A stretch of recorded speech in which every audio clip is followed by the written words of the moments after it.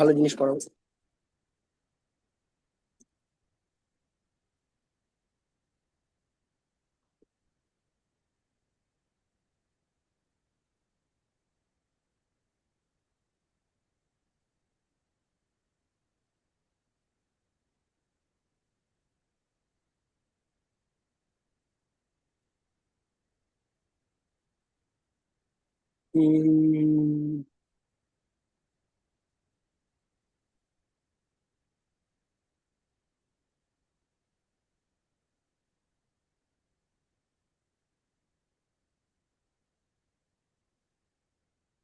ওকে। তাহলে আমরা পড়ছিলাম হচ্ছে electron displacement in a covalent bond.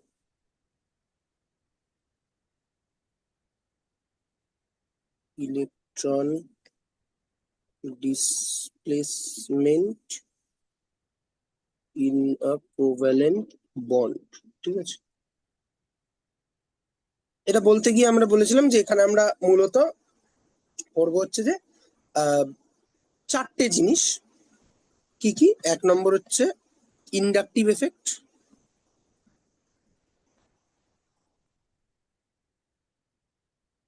দু নম্বর হচ্ছে ইলেকট্রোম্যারিক এফেক্ট, ইলেকট্রোম্যারিক এফেক্ট, তিন নম্বর হচ্ছে রেজোনেন্স, চার নম্বর হচ্ছে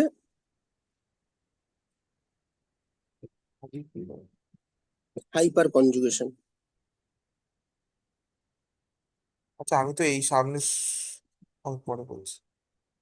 সামনের, ও তো তোমার ঘুরতে যাওয়া আছে। দুদিন কামাই যাবে। ঠিক আছে, আচ্ছা অসুবিধা নেই। আচ্ছা, একটুখানি ডেটটা দেখাও তো, একটু ডেটটা একটু একবার দেখাও। আচ্ছা, ঠিক আছে। তো দুদিন কামাই যাবে, অসুবিধা নেই, তুই দুদিন আমার সাথে পার্সোনালি অনলাইনে ক্লাস করবি।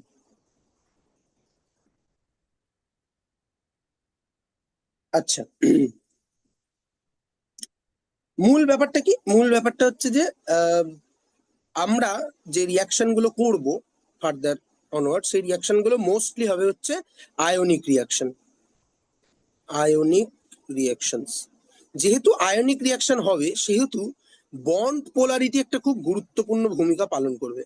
বন্ড পোলারিটি, ঠিক আছে। এবার organic molecule mostly covalent bond নিয়ে কাজ করি আমরা। ফলে আইডিয়ালি কোভ্যালেন্ট বন্ড যদি হতো তাহলে বন্ড পোলারিটি প্রশ্নই আসার কথা নয়, কারণ দুটো সেন্টার এ এ টাইপের সেন্টারে যদি আমরা ধরি, তাহলে এখানে বন্ড ইলেকট্রনের ডিস্ট্রিবিউশন একদম ইকুয়াল থাকা উচিত। ফলে কারো মাথায় প্রেফারেন্সিয়াল পজিটিভ চার্জ বা প্রেফারেন্সিয়াল নেগেটিভ চার্জ থাকার কথা নয়। কিন্তু দুনিয়াটা এত সহজ নয়। আমরা আগের দিন বলেছিলাম যে মাত্র 7টা মলিকুল, কারা কারা? Hydrogen, fluorine, nitrogen, oxygen, iodine, bromine, chlorine. ঠিক আছে, মোস্ট অফ দ্য হ্যালোজেন্স আর নাইট্রোজেন, অক্সিজেন, হাইড্রোজেন, এই 7জন ভদ্রলোক ছাড়া আর কেউ হোমোনিউক্লিয়ার ডায়াটমিক বন্ড করে না। হোমোনিউক্লিয়ার ডায়াটমিক বন্ড করে না।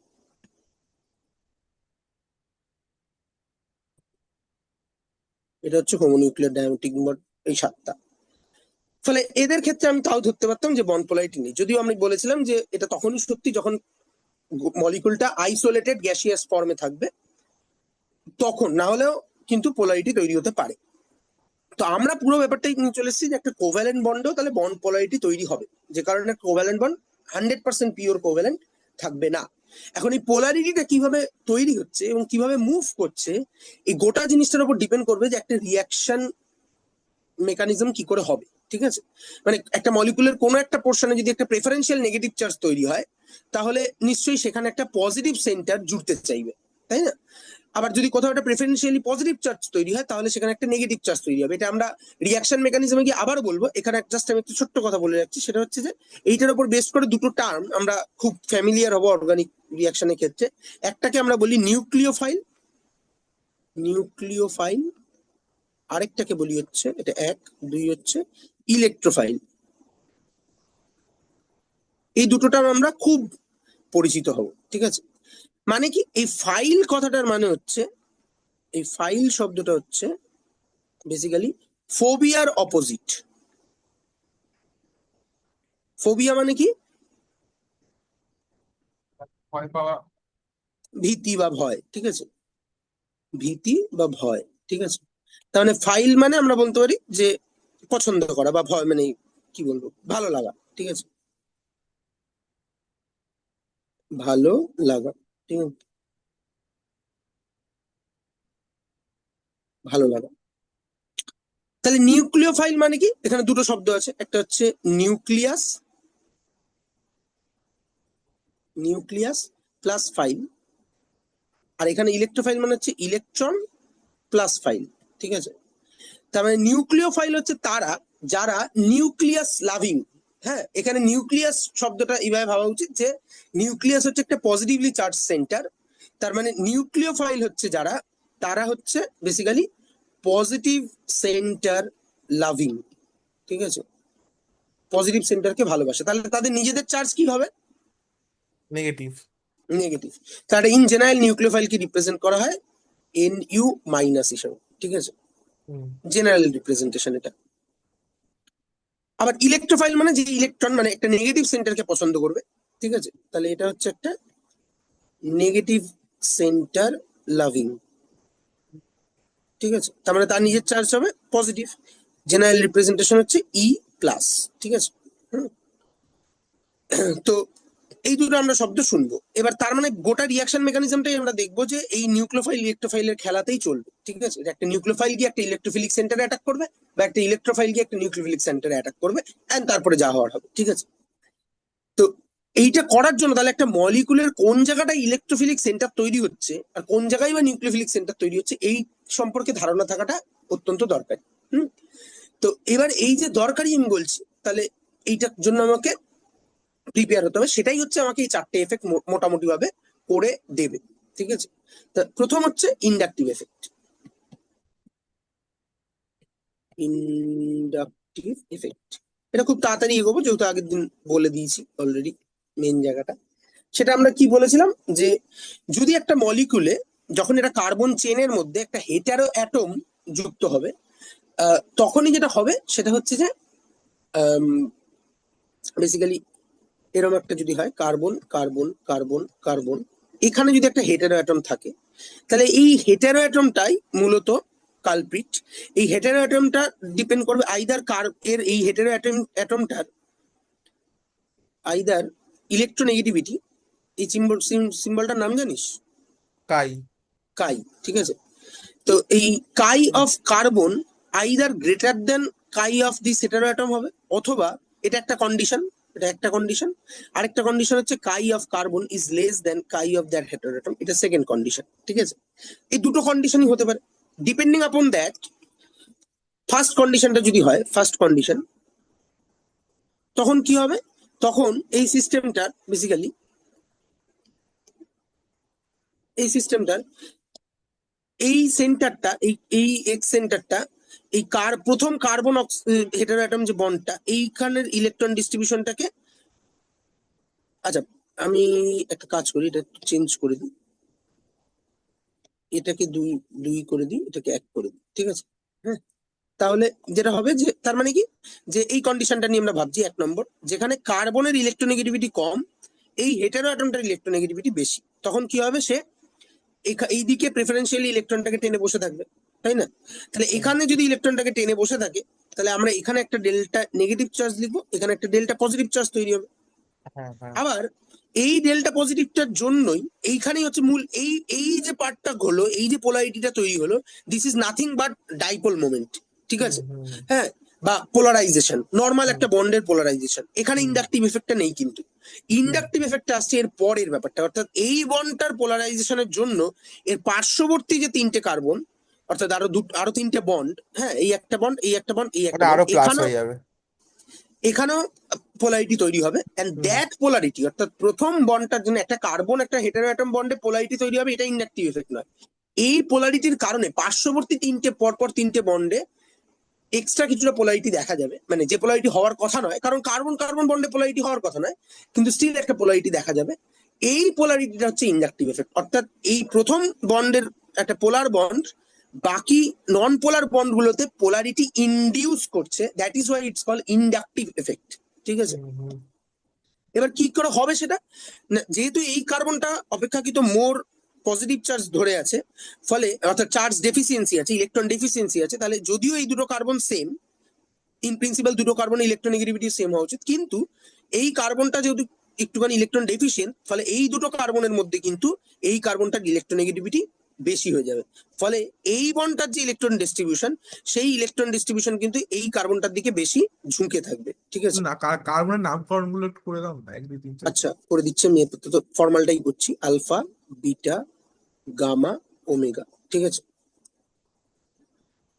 তো বেসিক্যালি কি হবে আচ্ছা, যে, মানে আলফা কার্বনের পজিটিভলি মানে ওর ইলেকট্রন কম আছে, ঠিক আছে। হ্যাঁ, ঠিক আছে, তাহলে বেশি, তার তার মানে বিটা কার্বনটা নেগেটিভলি চার্জ হওয়া উচিত নাকি?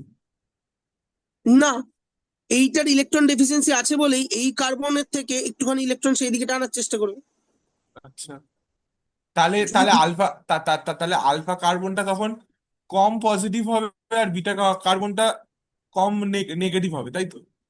হ্যাঁ মানে অ্যাকচুয়ালি যদি আমাকে কনসেপচুয়ালি ভাবতে হয়, তাহলে ব্যাপারটা এরকম হয়ে যাবে যে এই এটা ধর ডেল্টা পজিটিভ চার্জ হলো, তাহলে এই কার্বনটার ডেল্টা পজিটিভ চার্জটা একটু কমবে, হ্যাঁ, আর এই যে একটু কমলো তার জন্য ওই মানে একটু ওই পরিমাণ চার্জ, যতটুকু কমলো সেটাই ওটা ডেল্টা ডেল ডেল নেগেটিভ হবে এক্স্যাক্টলি যদি, এক্স্যাক্টলি ডেল ডেল পজিটিভ, তখন মানে এইটার মাথাটা অ্যাকচুয়ালি হয়ে যাবে del plus minus del del positive, যদি আমাকে ম্যাথমেটিক্যালি ভাবতেই হয়। হ্যাঁ হ্যাঁ, তাহলে ওইটা লিখলেই ভালো, বুঝতে পারবো। ঠিক আছে, হ্যাঁ যদি ম্যাথমেটিক্যালি ভাবতেই হয়, হ্যাঁ দেন সেম অ্যাজ পরেরটার ক্ষেত্রেও হবে, পরেরটার ক্ষেত্রে আরো কম হবে, ডেল ডেল ডেল পজিটিভ হবে, তখন এইটা চেঞ্জ হয়ে গিয়ে হবে del del positive minus del del del positive.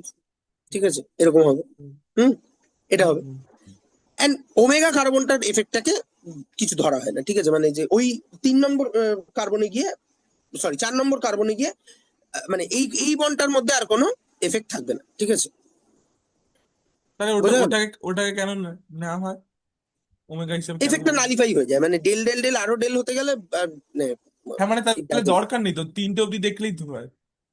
না, এই বন্ডটা দেখানো দরকার না, এই যে সেপারেশনটা হলো তো এটা এই বন্ডটার জন্য তো হলো। ঠিক আছে, আচ্ছা আচ্ছা। মানে ও এইখানে তুই বড়জোর আচ্ছা এটা আচ্ছা লিখতে আচ্ছা পারিস আচ্ছা যে আচ্ছা। এখানে একটা del del del del positive হবে, কিন্তু 4 নম্বর ওমেগা কার্বনটায় গিয়ে এফেক্ট খুব একটা প্রমিনেন্সি পায় না। ঠিক আছে, হুম, তো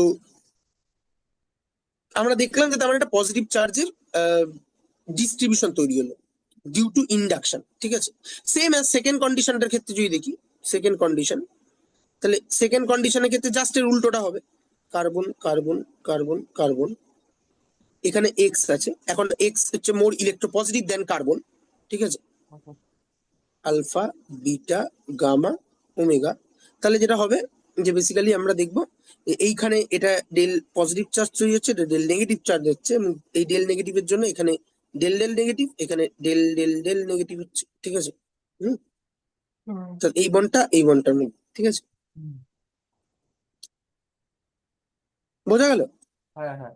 this is called inductive effect. হ্যাঁ, প্রথম বন্ডটার জন্য নয়, কিন্তু প্রথম বন্ডের পরে গুলোতে যে হচ্ছে তার জন্য। ঠিক আছে, এবার এটা দিয়ে হলোটা কি, হলোটা হচ্ছে এটাই যে তাহলে আমরা দেখলাম যে এইটা যদি আমার মেইন সিস্টেমটা হয়, লেটসে এইখানে একটা গ্রুপ জয়েন থাকার জন্য, সাম এক্স গ্রুপ জয়েন থাকার জন্য, সে আইদার সিস্টেমকে ইলেকট্রন ডেফিসিয়েন্ট করতে পারে, অর্থাৎ সিস্টেম থেকে ইলেকট্রন তুলে নিতে পারে, বা সিস্টেমে ইলেকট্রন ডোনেট করতে পারে। ঠিক আছে, যদি through, if through inductive effect,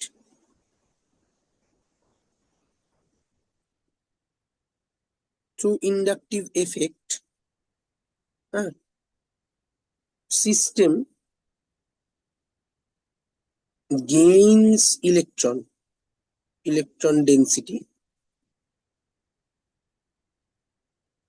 then the group is said to be exerting a plus I effect. ঠিক আছে, আর এটা একটা পয়েন্ট গেল। আর 2 নম্বর হচ্ছে if through, আমি আর লিখছি না বাকিটা, if through blah blah blah। ঠিক আছে, হুম, the system is losing electron density,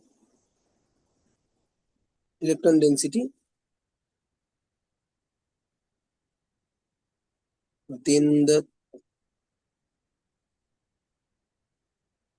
group is said to be exerting a minus I effect. বোঝা গেল? হ্যাঁ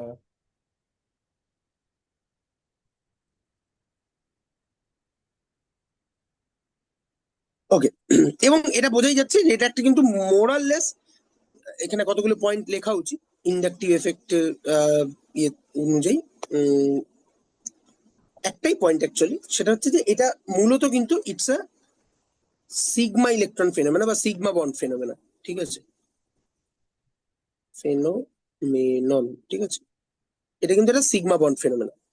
পাই বন্ডের ক্ষেত্রে কিন্তু এইভাবে ঘটনাটা ঘটে না খুব একটা। ঠিক আছে, এটা একটা গুরুত্বপূর্ণ পয়েন্ট। এবার যদি উদাহরণ বলতে হয়, আমি যদি শর্ট উদাহরণ দিই, যে লেটস সে মাইনাস আই বা প্লাস আই এফেক্ট কে দেখাবে? প্লাস আই এফেক্ট মানে হচ্ছে যে ইলেকট্রন সিস্টেমকে ইলেকট্রন ডোনেট করবে, তাই তো? হ্যাঁ, তার খুব সহজ উদাহরণ হচ্ছে যে যদি আমার সাম শর্ট অফ মেটাল কার্বনের সাথে যুক্ত থাকে, যেটাকে আমরা যে কোনো অর্গানোমেটালিক রিয়েজেন্ট, এগুলো আমরা ফার্দার আরো পড়বো, অ্যাটলিস্ট 2-3টে অর্গানোমেটালিক রিয়েজেন্ট তো পড়বোই। ঠিক আছে, for any organometallic any organometallic organometallic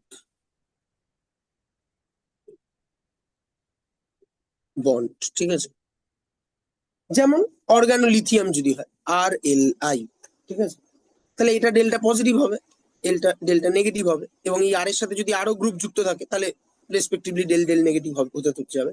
বা আর একটা খুব কমন গ্রিগনাট রিয়েজেন্ট, যেটা হচ্ছে RMgX, এই এমজি সেন্টারটা পজিটিভ হবে, এটা নেগেটিভ হবে। ঠিক আছে, এর এফেক্ট আমরা দেখবো, ভীষণভাবেই দেখবো, যে এই রিয়েজেন্ট গুলো ভীষণ ইম্পর্টেন্ট, কারণ carbon in general source of, মানে কার্বন তার নেগেটিভ হিসেবে পাওয়াটা খুব দুষ্কর। কার্বনকে সহজে যেটা পাওয়া যায়, কার্বনের সবচেয়ে কমন সোর্স গুলো হচ্ছে একটা অ্যালকোহল, একটা অ্যালকিল হ্যালাইড, যেগুলো সবই, যেখানে সমস্ত ক্ষেত্রেই কার্বনের মাথায় কিন্তু একটা electro positive charge. So carbon with electro positive centre is very common, কিন্তু carbon with electro negative centre সেটা কিন্তু কমন নয়। মানে সেই কারণে মানে অর্গানোমেটালিক কেমিস্ট্রি। লিথিয়াম ইলেকট্রন ছেড়ে দিয়ে দিচ্ছে কেন? হ্যাঁ হ্যাঁ, এইখানে লিথিয়াম কেন ইলেকট্রো পজিটিভ হচ্ছে? তাহলে কে পজিটিভ ইলেকট্রো পজিটিভ হবে? কার্বন আর লিথিয়ামের মধ্যে কে বেশি ইলেকট্রো পজিটিভ? কার্বন তো বেশি ইলেকট্রো নেগেটিভ, তাহলে কার্বন তো ইলেকট্রন নিয়ে নেবে না। ও আচ্ছা। তাই তো আছে। হ্যাঁ হ্যাঁ আর আচ্ছা মাইনাস আচ্ছা। I effect, prominent minus I effect কারা দেখায়? হ্যালাইট গুলো তো দেখাবেই, ঠিক আছে, minus I effect minus I মানে মানে কি বোঝাচ্ছে বেসিক্যালি জানো? সিস্টেম থেকে ইলেকট্রন তুলে নেবে কে নেবে? এই গ্রুপটা। আচ্ছা। ঠিক আছে, মানে অনেকটা চেন সিস্টেমের মতো, ঠিক আছে, যে একটা হ্যাঁ লোক, দুটোতেই তো মাইনাস প্লাস আছে। না না মাইনাস প্লাস আছে, কিন্তু আমার আমার পয়েন্ট অফ ইন্টারেস্ট তো এই পার্টটা, এটা তো আমার সেই আচ্ছা আচ্ছা গ্রুপটা, আচ্ছা এই গ্রুপটার এফেক্ট দেখতে চাচ্ছি আমি এই সিস্টেমটার উপরে। আচ্ছা আচ্ছা আচ্ছা। বোঝা গেল? ওই জন্য তো বুঝতে বললাম বুঝতে প্রথম পেরেছি। বন্ডটা কিন্তু ইন্ডাকটিভ এফেক্ট নয়। হ্যাঁ হ্যাঁ। ঠিক আছে, প্রথম বন্ড হেটারো অ্যাটম বন্ড হলে পরে ইলেকট্রন ডিস্ট্রিবিউশন এদিক ওদিক হবে, এটা ওটা অন্য জিনিস, কিন্তু তার জন্য ওভারঅল সিস্টেমের ইলেকট্রন ডিস্ট্রিবিউশনটা কি হচ্ছে, সেটা কি টুয়ার্ডস দা দ্যাট গ্রুপ থাকছে, নাকি সিস্টেমে ইলেকট্রন ডেন্সিটি বাড়ছে? এইটা মূল ডিসকাশন। বোঝা গেল? প্লাস আই, প্লাস আই ক্ষেত্রে টুয়ার্ডস দা মাইনাস হচ্ছে তাই তো? প্লাস আই মানে হচ্ছে থ্রু ইন্ডাকটিভ এফেক্ট সিস্টেমকে ইলেকট্রন দেওয়া হবে। মানে হ্যাঁ হ্যাঁ, ওটাই ওটাই বলছি। আর মাইনাস আই মানে হচ্ছে থ্রু ইন্ডাকটিভ এফেক্ট ইলেকট্রন তুলে নেওয়া হবে। ঠিক আছে,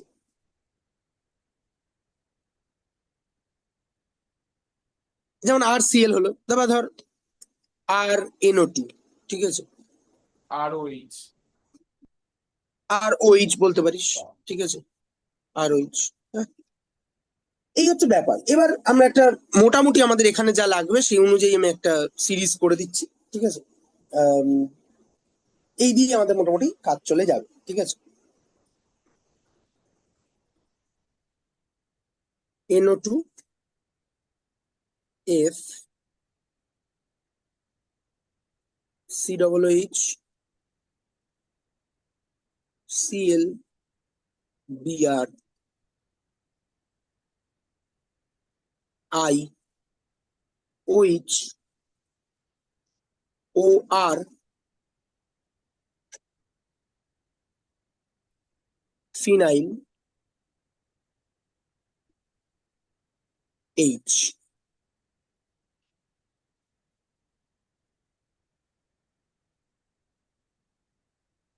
then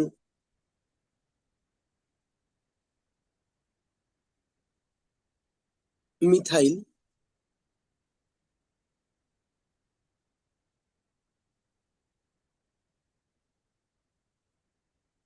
ethyl,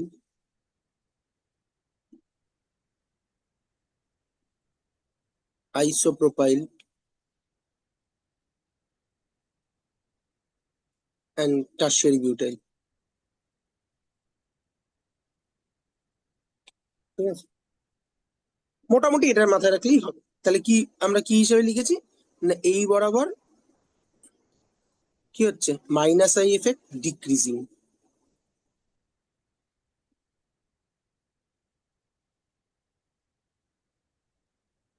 হ্যাঁ ঠিক লিখেছি, ডিক্রিজিং। আর যদি উল্টোটা দেখতেই হয় তাহলে এই বরাবর, বা এটা একটু অ্যারোটা একটু মিসলিডিং, মিসলিডিং হয়ে যাচ্ছে এরকম এরকম হয়ে ভাবে, গেছে। ঠিক আছে? এটা হচ্ছে প্লাস আই এফেক্ট ইনক্রিজিং, ঠিক আছে? ঠিক লিখলাম?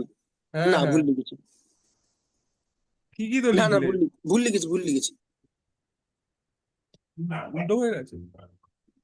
প্লাস আই এফেক্ট না, মানে এই বরাবর মাইনাস আই এফেক্ট কমছে, তাহলে এর প্লাস আই এফেক্ট সবচেয়ে বেশি, তাই না? ও তাহলে আচ্ছা, এই তার বরাবর মানে প্লাস আই এফেক্ট ডিক্রিজই হবে ওই বরাবরটা, তাহলে প্লাস যাবে, ইনক্রিজিং না লিখে ইনক্রিজ ডিক্রিজিং। করছে, প্লাস আই এফেক্ট ইনক্রিজ করছে, ঠিক আছে? হ্যাঁ, হাইড্রোজেনকে ধরা হয় যে এর, ধরা হয় এই স্পেকট্রামে মাঝামাঝি জিরো আছে, এবং জিরো তাই হাইড্রোজেন তো। হচ্ছে এর প্লাস আই এফেক্টও নেই মাইনাস আই এফেক্টও নেই, ঠিক আছে? সব জায়গায় কেন এইরকমটা নেওয়া হয় হাইড্রোজেনের রেসপেক্ট? মানে একটা কিন্তু একটা রেফারেন্স পয়েন্ট তৈরি করার জন্য, আর কিছু না, ঠিক আছে? ইন প্রিন্সিপাল দেখলে পরে একটা কার্বনের সাথে যদি হাইড্রোজেন যুক্ত থাকে, তাহলে তার তো পোলারিটি থাকবে, হাইড্রোজেন দিকে পজিটিভ সেন্টারটা থাকবে, কার্বনের দিকে নেগেটিভ সেন্টারটা থাকবে। বাট যেহেতু বেসিক মলিকুলটাই হাইড্রোকার্বন, ফলে ওই জিনিসটাকে এনকাউন্টার করলে পরে ঝামেলায় পড়বে। ওই জন্যই আমার ধারণা হাইড্রোজেনটাকে মাঝামাঝি রেখেছে, ঠিক আছে? চলে আয়। তাহলে ইন্ডাকটিভ এফেক্ট মোটামুটি সেম। ইন্ডাকটিভ এফেক্ট কোথায় কাজে লাগে আমি তিনটে এফেক্ট পড়িয়ে নিই, তারপর একবারে আমরা কতগুলি প্রবলেম করব, ঠিক আছে? আচ্ছা, ইলেকট্রোম্যাটিক এফেক্ট ব্যাপারটা কি? ইলেকট্রোম্যাটিক এফেক্ট ব্যাপারটা হচ্ছে যে, এই যে আমি কি বললাম যে ইন্ডাকটিভ এফেক্টে বেসিক্যালি কি হচ্ছে, যে একটা সিগমা বন্ডের ইলেকট্রন ডিস্ট্রিবিউশনটা পোলারিটির জন্য মুভ করছে, তাই না? হ্যাঁ হ্যাঁ, এটা সিগমা বন্ড ফেনোমেনা। যদি এটাই পাই বন্ডের ক্ষেত্রে হয়, তাহলে কি হবে, ঠিক আছে?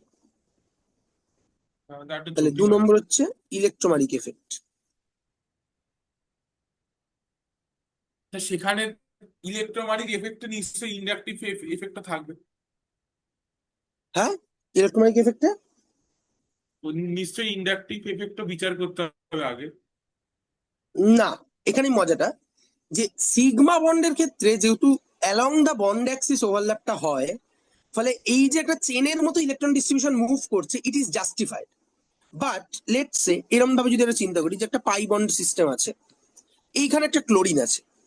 এখন প্রশ্ন হচ্ছে এই ক্লোরিনটা, এর সাথে তো সিগমা বন্ড দ্বারা ওভারল্যাপ হয়ে আছে, তাই না? হুম।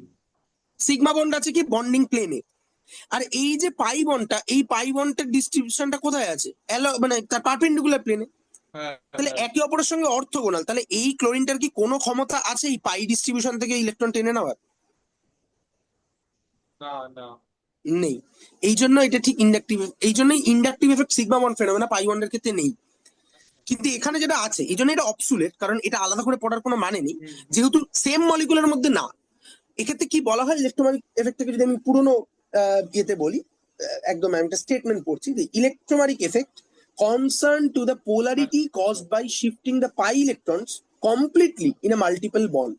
ঠিক আছে, মাল্টিপল বন্ড মানে হচ্ছে carbon carbon double bond, carbon carbon carbon oxygen double bond, carbon nitrogen double hmm bond, hmm etcetera.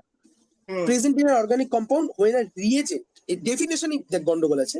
আমরা যখন ইলেকট্রন ডিসপ্লেস ডেফিনেশনটা পড়িনি, শেষ করিনি, তাহলে electromeric effect concern to the polarity cause by shifting the pi electrons completely in a multiple bond present in an organic compound when a reagent such as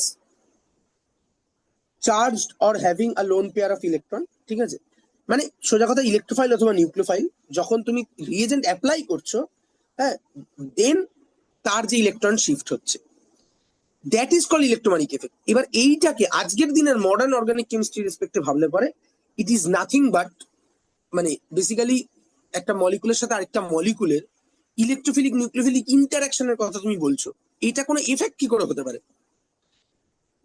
একটা মলিকুলের মধ্যে পোলারিটির এদিক ওদিক হলো, ইট ইজ আ এফেক্ট। কারণ আমরা পড়ছি electron displacement in a covalent bond, সেটা পড়তে গিয়ে আমি যদি বাইরে থেকে ইনফ্লুয়েন্সটাকেও কাউন্ট করি, তাহলে সেটাকে কতটা এফেক্ট বলা যায়? সেটা কার এফেক্ট? তাহলে সেটা রিয়েজেন্টের এফেক্ট।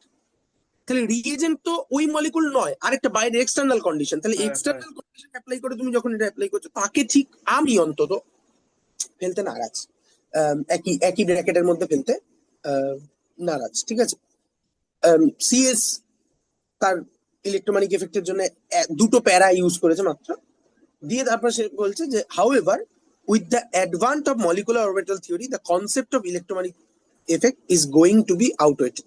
ঠিক আছে, কোনো মানেই নেই এটা। ঠিক আছে, বেসিক্যালি গল্পটা কি? বেসিক্যালি গল্পটা হচ্ছে যে আমি দুটো উদাহরণ দেখাচ্ছি, ইলেকট্রোফাইলের রেসপেক্টে, নিউক্লিওফাইলের রেসপেক্টে। ধরে না কার্বন কার্বন ডবল বন্ড রয়েছে, সিম্পল, এর মধ্যে দিয়ে একটা ইলেকট্রোফাইল আনলি সামনে, তাহলে কি হবে? বেসিক্যালি এই পাই ডিস্ট্রিবিউশনটা ইলেকট্রোফাইলের দিকে ঝুঁকবে, অর্থাৎ এখানে যে পাই ডিস্ট্রিবিউশনটা আছে, সেই ডিস্ট্রিবিউশনটা ইলেকট্রোফাইলের দিকে প্রেফারেন্সিয়ালি অ্যাটাক করবে। ঠিক আছে, তার ফলে যেটা হবে যে কোনো একটা সেন্টারের দিকে, কেন কেন হ্যাঁ, মানে এটা ট্রানজিশন ফেজ যদি আমরা চিন্তা করি, কেন এটা করবে কমপ্লিটলি, ইলেকট্রোফাইলের দিকে ঝুঁকবে কেন? কারণ এখানে ইলেকট্রন ডেন্সিটি আছে, it is a electron deficient centre.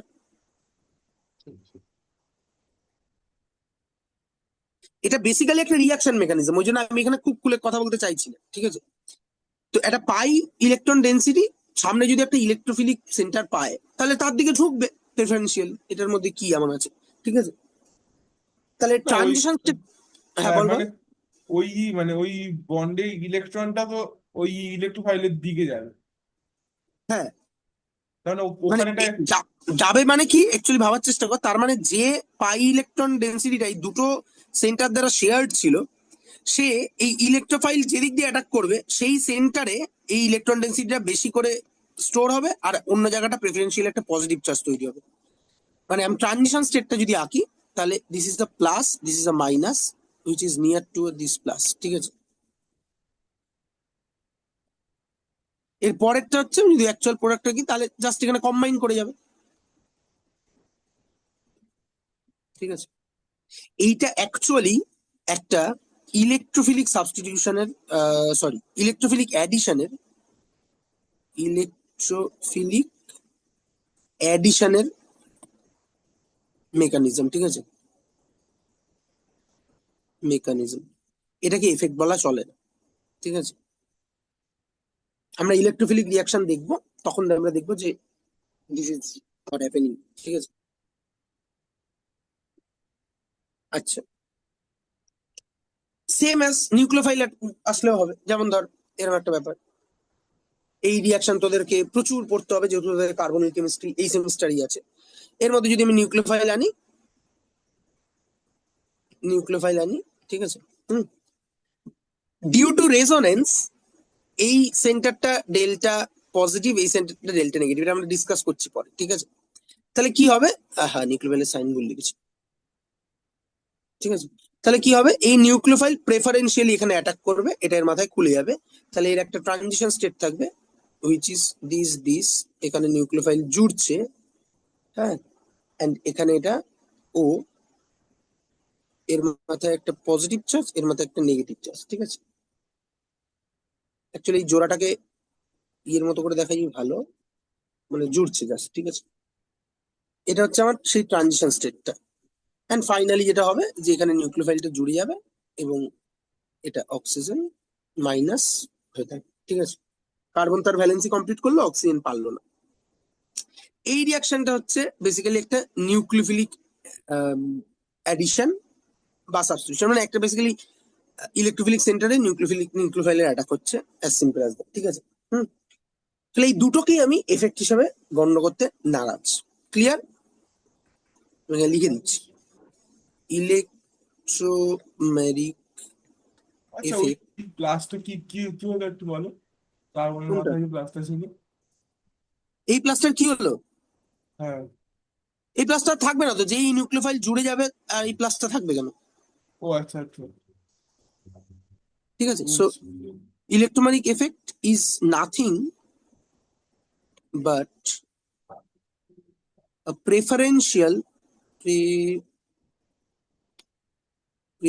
preferential electron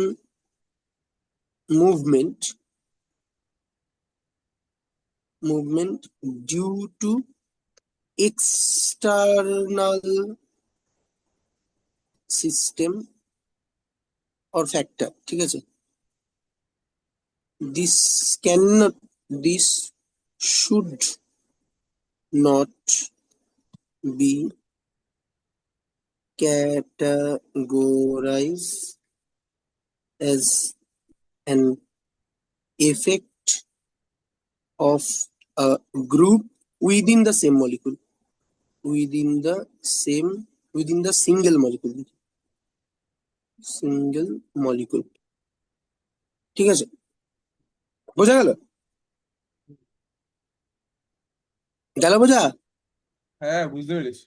আচ্ছা, এইবার আসি এই চ্যাপ্টারের বা এই টপিকের সব থেকে এক্সকিউজিট টপিক, হুইচ ইজ রেজোনেন্স,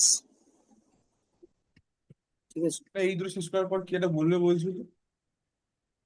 কোনটা শেষ করার পর? এই দুটো একটু শেষ করার পর হ্যাঁ, ওই এই দুটো ইনঅ্যাক্টিভ আর এইটা আর একটা জিনিস শেষ করার পর কি এটা বলবে বলছিল না একটু আগে? রেজোনেন্স বলবো। আগে তুমি বল।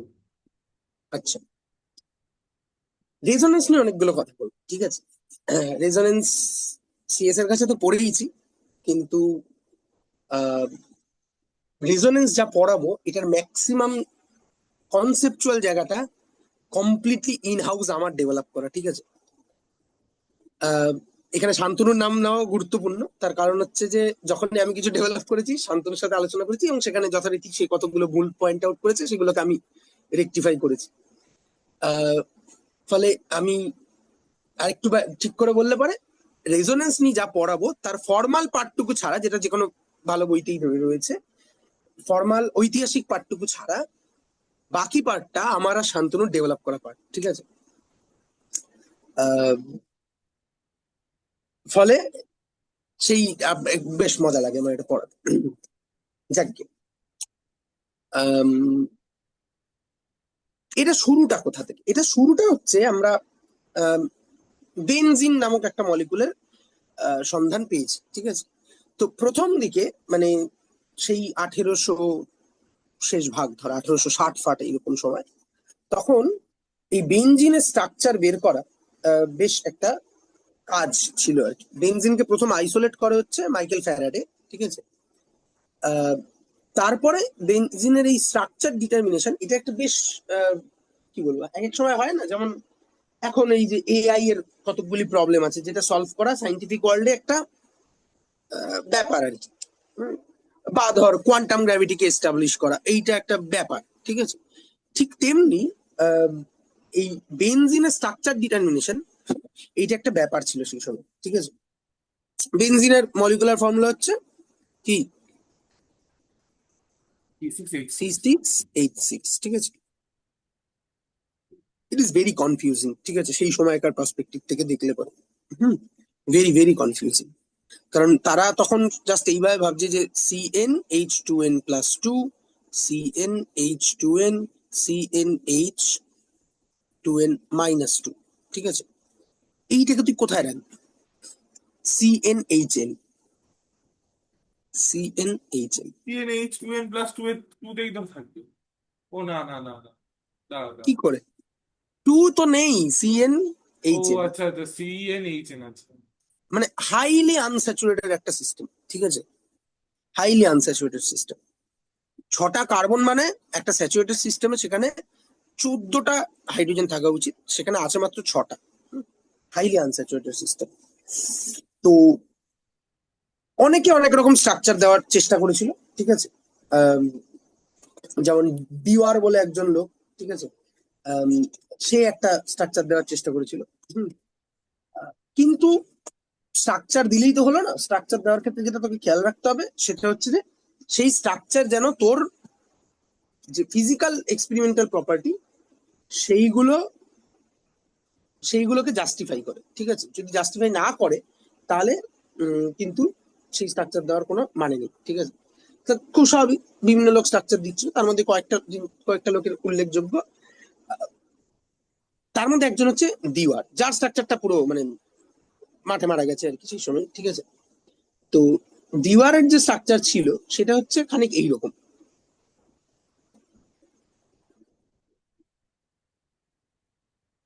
তো বলছি 2 মিনিট কি দাঁড়াতে পারবে? 2 মিনিট দাঁড়াবো? তাই বললি তো? হ্যাঁ হ্যাঁ হ্যাঁ। হ্যাঁ দাঁড়াচ্ছি। তাই রেকর্ডিংটা পজ করছি।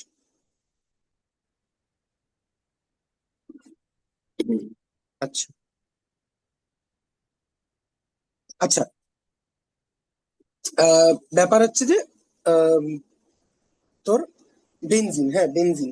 বেনজিনের ক্ষেত্রে মূল প্রবলেমটা ছিল হচ্ছে যে আম, তোর হাইলি আনস্যাচুরেটেড একটা সিস্টেম, এরকম সিস্টেমকে নিয়ে কিছুতেই ডিল করা যাচ্ছিল না। তো লোকে নানা রকম স্ট্রাকচার প্রেডিক্ট করার চেষ্টা করছে। তখন তো স্ট্রাকচার ডিটারমিনেশনের ব্যাপারগুলো এত সহজ ছিল না। আজকে একটা এনএমআর করা যায়, একটা ইয়ে করা যায়, 1860-70-এ এসব কিচ্ছু ছিল না, ঠিক আছে? কিচ্ছু নেই, কোথাও কিচ্ছু নেই। ইলেকট্রনের কনসেপ্টই নেই, ইলেকট্রন বলে যে কিছু এক্সিস্ট করে সেটাই মানুষ জানে না, ঠিক আছে? হুম। ম্যাটার ডিসক্রিট না কন্টিনিউয়াস সে বিষয়ে মানুষের মধ্যে সন্দেহ রয়েছে, মারামারি রয়েছে, ঠিক আছে? এরকম একটা সময় দাঁড়িয়ে ভিওয়ার বলে একজন লোক,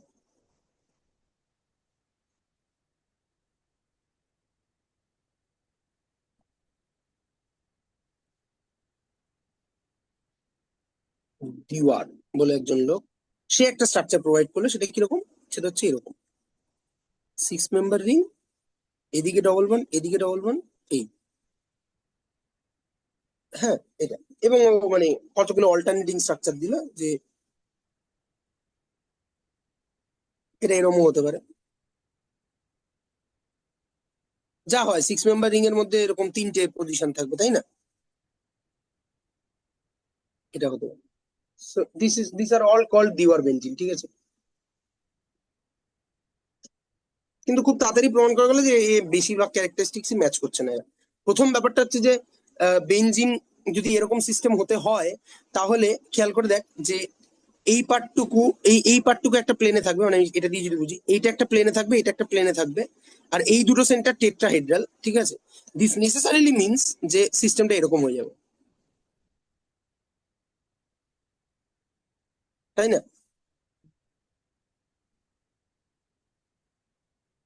এটা ধরতে পারলি না? ধরতে পারলি না? হুম। ওটা তো ইয়ে এরকম প্লেনটা একটা সিস্টেম, প্লেনটা ইয়ে ছিল, প্লেনটা 3D হয়ে গেছে মানে। হ্যাঁ, ফ্ল্যাট মানে ছিল। একটা ওই বাড়ির চালার মতো ব্যাপার হয়ে হ্যাঁ যাবে, হ্যাঁ হ্যাঁ। ঠিক আছে? তো খুব স্বাভাবিক, তখনকার দিনে এক্সপেরিমেন্টই প্রমাণ করে দিয়েছে যে এটা ঠিক হচ্ছে না, ঠিক আছে? এরপরে আরেক ভদ্রলোক এলেন যে অর্গানিক কেমিস্ট্রি একদম শুরুর দিকের লোকেদের তখন মধ্যে। কি রেজোনেন্স হয়ে গেছে?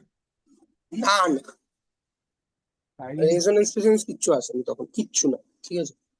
তখন জাস্ট স্ট্রাকচার, লোকে স্ট্রাকচার ডিটারমাইন করার চেষ্টা করতো সহজ সহজ মলিকুলে। বেঞ্জিনে এসে কেস খেলো একটা বড় সড়ো যে এত হাইলি আনস্যাচুরেটেড কেউ কিছুতেই ম্যানেজ করে উঠতে পারছে না। তো দিওয়ার বেঞ্জিন হলো, কিন্তু এই যে নন প্লেনার কারণ সিস্টেমটা, বেঞ্জিনটা সব জায়গায় লক্ষ্য করছিল। বেঞ্জিনটা পেয়েছে তখন মাইকেল ফ্যারাডে আইসোলেট করে ফেলেছে, ফলে বেঞ্জিনটাকে যখনই এই সিস্টেম গুলো ডেভেলপ হয়ে গেছে তখন সেইটা অ্যাপ্লাই করতে গেল, বেঞ্জিনে গিয়ে কেস খেলো, ঠিক আছে? এইবার আসলো আরেকজন ভদ্রলোক যে অর্গানিক কেমিস্ট্রির ইনিশিয়াল নামগুলোর মধ্যে খুব গুরুত্বপূর্ণ একটা নাম, তার নাম হচ্ছে কেকুলে, জার্মান সায়েন্টিস্ট একজন। ঠিক আছে, কেকুলে। ঠিক আছে, এই কেকুলে শোনা যায় মানে এটা খুব শোনা যায় এরকম ব্যাপার নয়, মানে খুব শোনা যায় যে এটা মানে একবার বলেছিল। হ্যাঁ এই এই আহ, কেকুলে একটা স্বপ্নাদেশ পেয়েছিল এরকম একটা ব্যাপার। ঠিক আছে, এটা কিন্তু ওয়েল ডকুমেন্টেড। ঠিক আছে, ওই জন্যই বললাম যে ঠিক শোনা যায়, অন্য শোনা যায় গল্পগুলো যেরকম, এটা তা নয়। হুম, এটা বহু ক্ষেত্রে ডকুমেন্টেড। যে স্বপ্নাদেশ বলতে কি, যে কেকুলে একদিন গাড়ি চালাতে চালাতে আহ, মানে গাড়ি চালানো থামিয়ে বা কিছু একটা করে সে নাকি গাড়ির ড্রাইভিং সিট বলছে, গাড়ির নর্মাল সিটে বসে চোখ লেগে গেছিল আর কি যাকে বলে। তখন সে দেখেছিল যে বেসিক্যালি একটা সাপ তার নিজের লেজ খাচ্ছে। ঠিক আছে, হ্যাঁ হ্যাঁ, এটা বলেছিল। এটা দেখার কারণটা হচ্ছে, এটা সিএস বলেছিল যে সেই সময় অর্গানিক কেমিস্ট্রির একটা বই ছিল, যে বইটাতে, সম্ভবত অর্গানিক কেমিস্ট্রি বই, যে বইটাতে এরম একটা মানে বইটার প্রচ্ছদে এরম একটা ডিজাইন ছিল। ঠিক আছে, সম্ভবত সেইটাই কেকুলেকে এই স্বপ্ন দেখতে ইনফ্লুয়েন্স করেছে। ঠিক আছে, তো একটা সাপ নিজের ইয়ে খাচ্ছে, তো সেখান থেকে সে কি করে আমি জানি না, এর কোরিলেশনটা আমার কাছে পরিষ্কার নয়, কিন্তু কেকুলে একটা স্ট্রাকচার দিল যে benzene is this, like this. ঠিক আছে, লাইক দিস, এটা। ঠিক আছে, এটাকে বলা হয় কেকুলে স্ট্রাকচার 1।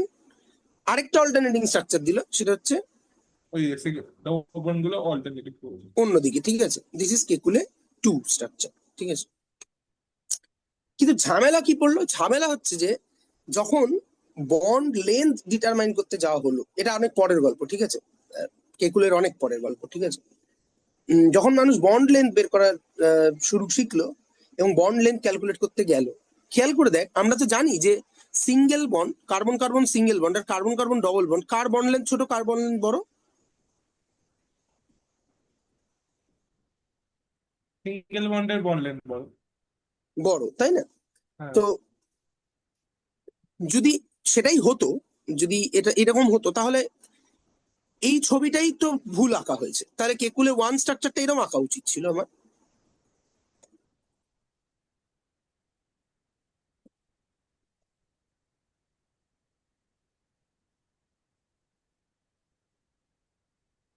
এরকম আঁকা উচিত ছিল, তাই না? অ্যান্ড কেকুলে 2 স্ট্রাকচারটা এরকম।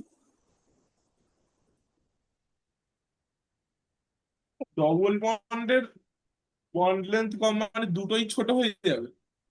হ্যাঁ, কার্বন আচ্ছা। দুটো আরো ক্লোজ চলে আসবে। ফলে ডবল বন্ডের যে প্রথমতম বন্ড সেটাও ছোট হয়ে যাবে, তাই তো? হুম হুম হুম, আচ্ছা। মানে ওভারঅল সেন্টার দুটো ক্লোজ চলে আসবে, তাই না? এটা মানে ডবল বন্ডের দ্বিতীয়তম বন্ডের কথা বা ওমা দেখার দরকারই নেই। দুটো সেন্টারের মধ্যে একটা বন্ড হচ্ছে আর দুটো বন্ড হচ্ছে, দুটো বন্ড হলে পর টোটাল বন্ডটা মোর কি বলবো, বন্ড এনার্জি বাড়বে। ফলে দুটো বন্ড আরো বেশি স্টেবল হবে এবং কাছাকাছি চলে আসবে। কার্বন কার্বন সিঙ্গেল বন্ডের থেকে তো কার্বন কার্বন ডবল বন্ড বেশি স্টেবল। হ্যাঁ। ঠিক আছে, ফলে ওরা আরো ক্লোজ চলে আসবে। তো যদি কেকুলের স্ট্রাকচারটা ঠিক হতো, সেটা এটা হতে পারে, এটা হতে পারে, ইট ডাজন্ট ম্যাটার। বাট আমার বেনজিনের বন্ড অ্যানালিসিস করে আমার 2 ধরনের বন্ড পাওয়ার কথা ছিল, তাই না? মানে কার্বন কার্বন সিঙ্গেল বন্ড, যার bond length at around 1.54 angstrom মতো হয়, আর কার্বন কার্বন ডবল বন্ড, যার বন্ড লেন্থ হচ্ছে 1.34 অ্যাংস্ট্রম মতো হয়। ঠিক আছে, এই দুটো বন্ড লেন্থ পাওয়ার কথা ছিল। কিন্তু কি পাওয়া গেল, পাওয়া গেল যে বেনজিনে এক ধরনের বন্ডই এক্সিস্ট করে। ঠিক আছে, ওয়ান সিঙ্গেল এইটা টাইপ কি অফ করে বন্ড। পেলো? তখন বন্ড লেন্থ ক্যালকুলেট এস্টিমেট করার জায়গা জিনিসপত্র বেরিয়েছে আর কি, মেথড বেরিয়েছে। আচ্ছা। Single type, one single type of bond. ঠিক আছে, এটা পেলো এবং তার বন্ড লেন্থ কত পেলো। মানে সিঙ্গেল বন্ড তো ওভাবে পায়নি যে কেউ কোনো পরীক্ষা ওভাবে বলে দেয় না যে একটাই বন্ড আছে। বেসিক্যালি বন্ড লেন্থ ক্যালকুলেট করতে গিয়ে দেখলো, বা ক্যালকুলেট না, এস্টিমেট করতে গিয়ে দেখলো যে একটাই বন্ড পাচ্ছে, হুইচ ইজ 1.39 অ্যানস্ট্রং মতো। ঠিক আছে, so it is greater than a carbon carbon double bond আর less than a carbon carbon single bond. এই ইনফরমেশনটাই একটা মানে গন্ডগোল ক্রিয়েট করলো, ঠিক আছে। Cut to at around 1938 most probably, ঠিক আছে, 1938। এক ভদ্রলোক, নাম তোরা শুনেছিস, লাইনাস পাউলিং, ঠিক আছে, লাইনাস পাউলিং। এই লাইনাস পাউলিং ফিজিক্যাল কেমিস্ট্রির লোক বলতে পারিস, খানিকটা ফিজিক্সেও কাজ আছে প্রচুর। তো এই লাইনাস পাউলিং এসে একটা থিওরি দিল। তখন কোয়ান্টাম মেকানিক্স ডেভেলপ হয়ে গেছে। কোয়ান্টাম মেকানিক্স মোটামুটি ইনিশিয়াল কোয়ান্টাম মেকানিক্স ডেভেলপ হয়ে গেছে 1930s এর ভিতরে, ঠিক আছে। তখন সে এসে বলল যে, মানে খেয়াল করে দেখ একবার, বেনজিনের প্রবলেমটা শুরু হয়েছিল অ্যাট অ্যারাউন্ড 1860s 1870s, আর আমরা এখন এসে দাঁড়িয়েছি 1938। হ্যাঁ, মানে প্রায় 80 বছর হয়ে গেছে। এখন এসে পাউলিং বলল যে, জানো তো ব্যাপারটা কি? ব্যাপারটা হচ্ছে যে, আমি একদম লিখছি, ঠিক আছে। There are number of molecules which cannot be represented by a single Lewis dot structure. এগুলো সব লুইস ডট স্ট্রাকচার এক একটা, ঠিক আছে। তো পাউলিং যেটা বললো যে দেয়ার আর নাম্বার অফ মলিকুলস, দেয়ার আর, নিশ্চয়ই ততদিনে আরো মলিকুল পাওয়া গেছে এরকম, আমি তার ডিটেলসে যাচ্ছি না, একটা মলিকুল ধরেই চিন্তা করছি। There are number of molecules which cannot be which cannot be represented as a single Lewis dot structure, ঠিক আছে। এখানে এটা টটোমারিজমের থেকে আলাদা হয়ে যাবে। টটোমারিজমের ক্ষেত্রে কিন্তু দুটো ডিফারেন্ট মলিকুল এট এ টাইম ফিজিক্যালি একটা ডাইনামিক ইকুইলিব্রিয়ামে থাকে, হুম, যাদের তুই সেপারেট করতে পারবি না ওই প্রপোর্শনের বাইরে, সেটা ঠিক কথা, কিন্তু দুটোর এক্সিস্টেন্সকে কিন্তু তুই ভ্যারিফাই করতে পারবি। কিন্তু এখানে বলা হচ্ছে যে কিছু কিছু মলিকুল যারা দুটো ডিফারেন্ট স্ট্রাকচারে এক্সিস্টই করে না, হ্যাঁ, কিন্তু তাদের মানে এই কথাটা মানে কি, যে দেয়ার আর, আমি আরেক লাইন লিখছি তারপর ব্যাখ্যা করছি, there are no number of molecules which can not be represented as a single Lewis dot structure. কেন? তার কারণ হচ্ছে because because one Lewis dot structure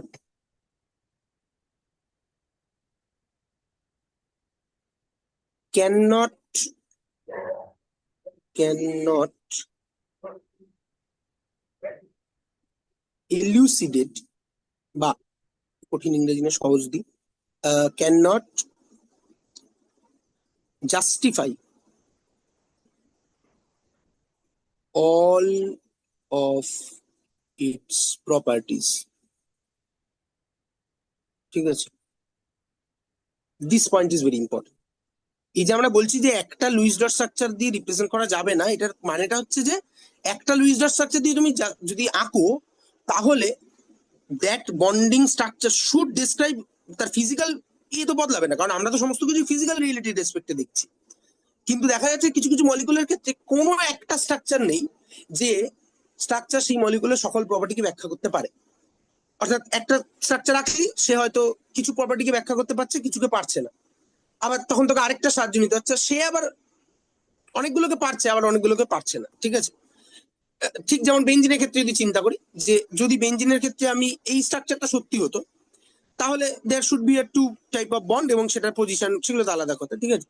আবার যেহেতু বেঞ্জিনের দুটো স্ট্রাকচার ইকুইভ্যালেন্ট, ফলে একটু বুঝতে অসুবিধা হতে পারে, কিন্তু মোদ্দা কথা হচ্ছে যে এই দুটো স্ট্রাকচারের যে কোনো একটাতে যদি বেঞ্জিন এক্সিস্ট করতো, তাহলেই দুটো বন্ড আলাদা পেতাম, ঠিক আছে। হয়তো তাদের পজিশন আলাদা হতো, ঠিক আছে, কিন্তু পেতাম, ঠিক আছে। তো কিন্তু দেখা গেল যে একটা বন্ডই পাওয়া যাচ্ছে, সেটা না তো এই স্ট্রাকচার ব্যাখ্যা করতে পারে, না এই স্ট্রাকচার ব্যাখ্যা করতে পারে। তাহলে কি? ঠিক আছে, তাহলে কি? তখন বলা হলো সেকেন্ড পয়েন্ট, দ্য পসিবল, তখন হচ্ছে যে যতগুলো পসিবল লুইস স্ট্রাকচার আঁকা সম্ভব আঁকতে হবে, ঠিক আছে। তো কি বলা হচ্ছে, the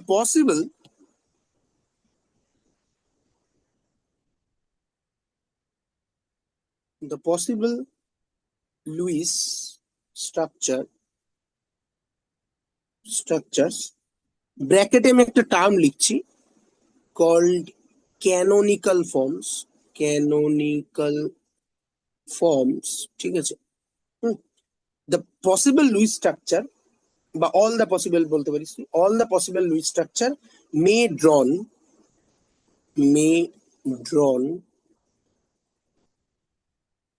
by shifting the pi electrons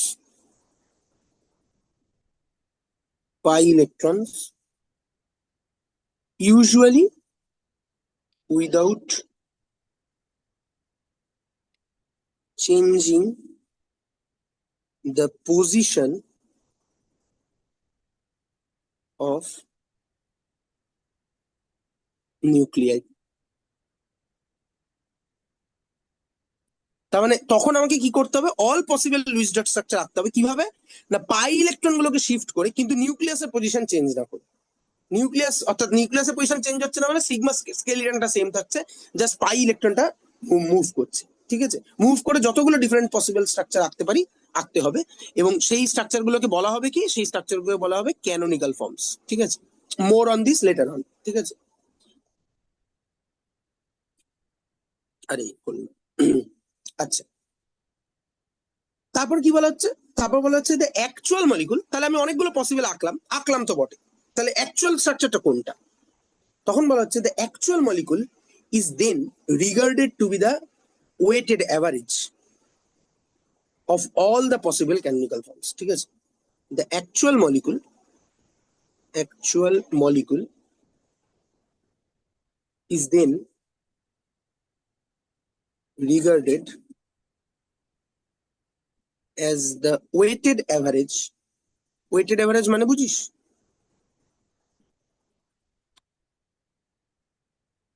weighted average মানে বুঝিস? 1:2:2:1। না, ওয়েট বলছি তাহলে, weighted average of the all possible, ওর কিটা বুঝিস? না, আচ্ছা, অল পসিবল ক্যানোনিক্যাল ফর্মস, ঠিক আছে।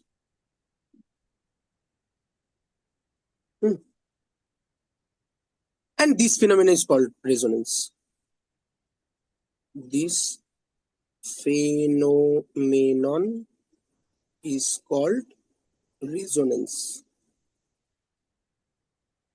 এই টার্মটাও লিনাস পাউলিং এরই দেওয়া, ঠিক আছে, ফিজিক্স থেকে ধার করেই দেওয়া, ঠিক আছে, রেজোনেন্স। এবার আমরা একটুখানি খোলার চেষ্টা করি ব্যাপারটা।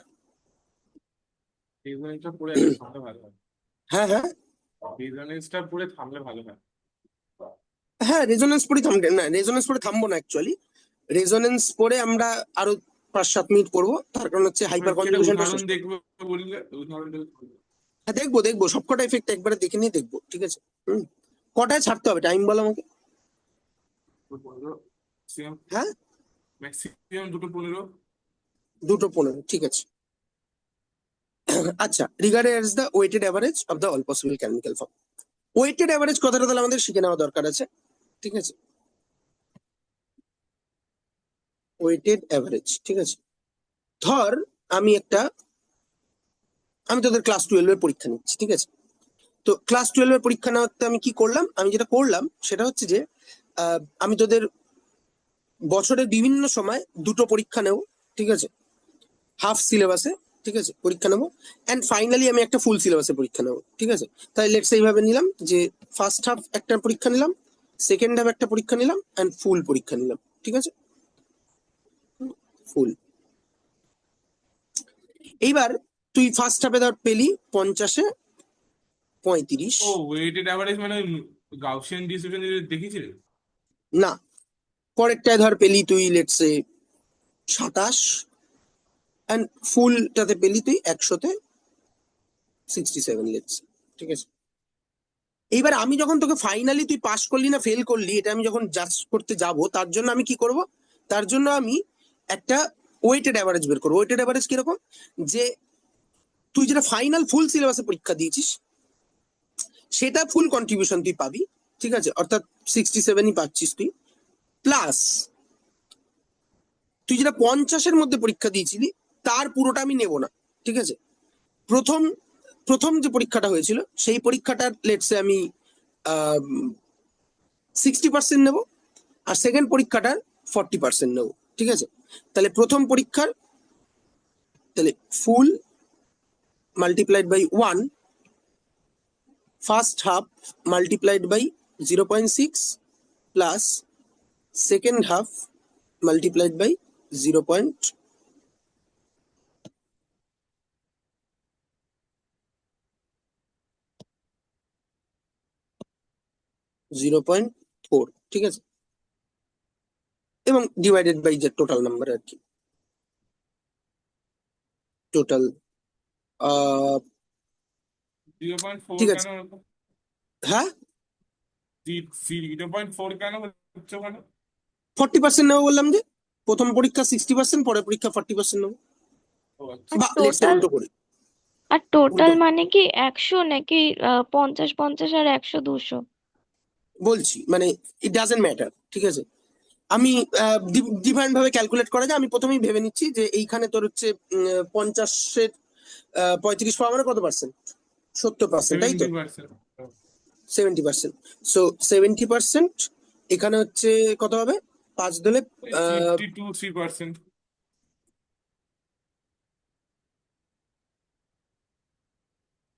তাহলে কত হলো? 55%, তাই তো? হুম, তারপরটা হচ্ছে 67%। ঠিক আছে, এবার তাহলে আমি কি করবো? প্রথম হচ্ছে যে 70 multiplied by 0.4 plus 55 multiplied by 0.6 plus 100। 67 into one sorry. Divided by 2। ঠিক আছে, 2 কেন? কারণ এইখানে 100, এখানে 100, তাই জন্য ডিভাইডেড বাই 2। ঠিক আছে, এবার করে যা বেরোবে বেরোবে। ঠিক আছে, এইটা করা হয় বহু পরীক্ষা। 100 100 200 নিলে কি হতো? তাহলে পার্সেন্টেজ ক্যালকুলেট করতাম না, ডিরেক্ট বসাতাম আর কি। হ্যাঁ, তো ইট ডাজন্ট ম্যাটার। এই যে ব্যাপারটা, এর সাথে 0.4 গুণ হয়েছে, এর সঙ্গে 0.6 গুণ হয়েছে, this is call the weight. অর্থাৎ আমরা সাধারণ যে অ্যাভারেজ ব্যবহার করতে অভ্যস্ত, সেই অ্যাভারেজের ক্ষেত্রে প্রত্যেকটা ডেটাকে আমরা ইকুয়াল ওয়েটেজ দিই। বোঝা গেল? আচ্ছা আচ্ছা আচ্ছা। হ্যাঁ, বুঝতে পেরেছি। হ্যাঁ, কিন্তু ইন জেনারেল যদি ওয়েটেজ মানে অ্যাভারেজ বের করার জেনারেল ফর্মুলা বের করি আমরা, তাহলে কিন্তু সেখানে একটা কোএফিসিয়েন্ট থাকে, একটা সহগ থাকে, যে ওই যে পার্টিকুলার ভ্যালুটা তুমি ইউজ করছো, ওটা কি 100% ইউজ করবো আমি, নাকি 40% ইউজ করবো, না 60% ইউজ করবো। ঠিক আছে, এইটা কিন্তু ব্যবহার করা হয়। ধর আমরা যদি, আমরা এখানে দুজনেই আছি যাদের ফিজিক্স আছে, ফলে আমরা এই এক্সাম্পলটা দিয়ে ভাবতে পারি যে একটা গাড়ি এ পয়েন্ট থেকে বি পয়েন্টে গেছে, মাঝখানে C point, D point, E point use করেছে। ঠিক আছে, and তারপরে বি পয়েন্টে গেছে। এবার ধর এইখানে ওর অ্যাভারেজ ভেলোসিটি ছিল লেটস সে 40 কিলোমিটার দূর, 40 কিলোমিটার, ঠিক আছে, পার হুম আওয়ার। এখানে ছিল হুম 60 কিলোমিটার পার আওয়ার, এখানে হলো 65, let's say 55 kilometre per hour, আর এইখানে গিয়ে হলো 35 কিলোমিটার পার আওয়ার। ঠিক আছে, হ্যাঁ। এবার মজাটা কি? মজাটা হচ্ছে যে এইখানে ডিস্টেন্স আর এইখানে ডিস্টেন্স আর এইখানে ডিস্টেন্স আর এখানে ডিস্টেন্স সেম নয়। ঠিক আছে, তাহলে তোকে যদি এখন বের করতে হয় যে গো গ এ থেকে বি এর অ্যাভারেজ ভেলোসিটি কত ছিল, average velocity of B to A বা এ টু বি, এটা কত ছিল, তাহলে কি তুই সিম্পল সবকটাকে যোগ করে দিলে হবে? কিন্তু সবটাকে যোগ করে দিয়ে সবটাকে দিয়ে ভাগ করলে হবে না কেন? না, হবে না, কারণ এই ডিফারেন্ট এই অ্যাভারেজ ভেলোসিটি গুলোর ডিউরেশন সেম ছিল না। ও আচ্ছা, এগুলো অ্যাভারেজ তাই তো? হ্যাঁ, আচ্ছা। ঠিক আছে, তো এইটাই হচ্ছে ওয়েটেজ অ্যাভারেজ। তাহলে তোকে দেখতে হবে কি না, 40 কিলোমিটারে কতক্ষণ গাড়িটা চলেছে, 60 কিলোমিটারে কতক্ষণ গাড়িটা চলেছে, বা ডিস্টেন্সের রেসপেক্টে কোনো একটা প্যারামিটারের রেসপেক্টে তোকে ব্যাপারটাকে ওয়েট করতে হবে। ঠিক আছে, this is call weightage average. ঠিক আছে, অর্থাৎ সবার কন্ট্রিবিউশন সেম নয়। হুম, হ্যাঁ, বোঝা গেল? মানে তুমি বলছো এসির দৈর্ঘ্য আর সিডির দৈর্ঘ্য আলাদা তাই তো? হ্যাঁ, তো সেইটা হলে কি হয়েছে, আমি যদি জানি যে কতটা গেছে, তাহলে তো আর অসুবিধা নেই। কতটা গেছে মানে? এসি কতটা দৈর্ঘ্য আর সিডি দৈর্ঘ্য কতটা, সেটা জানলেই তো অসুবিধা নেই। নর্মালি অ্যাভারেজ যেভাবে করে সেভাবে করলে হবে না? তো তুই সেটা বের করতে, সেটা কোথাও লাগাবি তো, এই জানাটা কেন দরকারি? অ্যাভারেজ বের করে নর্মাল অ্যাভারেজের মতো করে করতে পারবো তাহলে। মানে এই দূরত্বটা ইম্পর্টেন্ট তো, না ইম্পর্টেন্ট না, মানে এই দূরটা কি কি কাজে লাগাবি? কেন এইগুলোকে যোগ করে আমি যদি 4 দিয়ে ভাগ করে দিই তাহলে উত্তরটা বেরোবে না, নাকি বেরোবে? কারণ এই দুটো চারটে ইকুয়াল না। এক্স্যাক্টলি। তাহলে ওই দূরত্বটা দিয়ে তুই যেটা বলতে চাইছিস, আইদার দূরত্বের রেসপেক্টে অথবা সময়ের রেসপেক্টে তোকে ওটাকে ওয়েট করতে হবে, হ্যাঁ। যে 60 কিলোমিটার কতক্ষণ চলেছে বা 60 কিলোমিটার কত দূরত্ব অব্দি চলেছে। হ্যাঁ। ঠিক আছে, এই দুটোর মধ্যে কোনো একটাতে ওয়েট করতে হবে, this is call weighted average. ঠিক আছে। হুম। আচ্ছা, তো এটা আমাদের কি এখানে কি কাজে লাগবে, আমরা ফিরে যাই। তার মানে আমরা মূল প্রবলেমটা হচ্ছে দেয়ার আর মলিকুলস, যে মলিকুল গুলোকে একটা সিঙ্গেল লুইস ডট স্ট্রাকচার দিয়ে তো সকল প্রপার্টিকে ব্যাখ্যা করা যাচ্ছে না। তারপরে problem হচ্ছে তাহলে কি করব, তাহলে হচ্ছে যে যতগুলি পসিবল লুইস ডট স্ট্রাকচার আঁকা যায় আঁকবো। কিভাবে আঁকবো? নিউক্লিয়াসের পজিশন সেম রেখে ইলেকট্রন গুলোকে শিফট করে করে আঁকবো। আচ্ছা, আঁকলাম। তারপরে বলছে তাহলে অ্যাকচুয়াল মলিকুল কোনটা? অ্যাকচুয়াল মলিকুলটা তখন বলো, কারণ আমি যদি কেকুলের স্ট্রাকচার দেখি তাহলে বেনজিনের এই তো ব্যাপার, এই এই এই এই এই তাহলে এটা একটা স্ট্রাকচার। তারপরেরটা আমি পাই ইলেকট্রন গুলোকে শিফট করাই, এই শিফট করলাম, এই শিফট করলাম, এই শিফট করলাম, তাহলে আরেকটা স্ট্রাকচার পেলাম হচ্ছে এই এই এই এই এই এটা, তাই না? This is Kekule 1, let's say এটা কেকুলে 2, তাই তো? কিন্তু অ্যাকচুয়াল বেনজিন কোনটা? অ্যাকচুয়াল বেনজিন কি তাহলে এইটা না এইটা? উত্তর হচ্ছে একটাও নয়। ঠিক আছে, অ্যাকচুয়াল বেনজিন কোনটা? ঠিক আছে, না বলা হলো অ্যাকচুয়াল বেনজিন ইজ বেসিক্যালি এদের দুজনের some sort of weighted average. ঠিক আছে, some sort of weighted average. Weighted average সেটা কিরকম দেখতে? তখন বলা হলো যে আচ্ছা তাহলে এইভাবে ভাবা যাক, যে এইটা আমার বেঞ্জিনের সিগমা স্কেলিটনটা, আর এখানে পাই ইলেকট্রনটা 6টা সেন্টার ধরে গোল গোল করে ঘুরছে, ওই জন্যই বেঞ্জিনের মাথায় গোল লেখা হয়। ঠিক আছে, বেঞ্জিনের ভিতরে। ক্লিয়ার? হুম।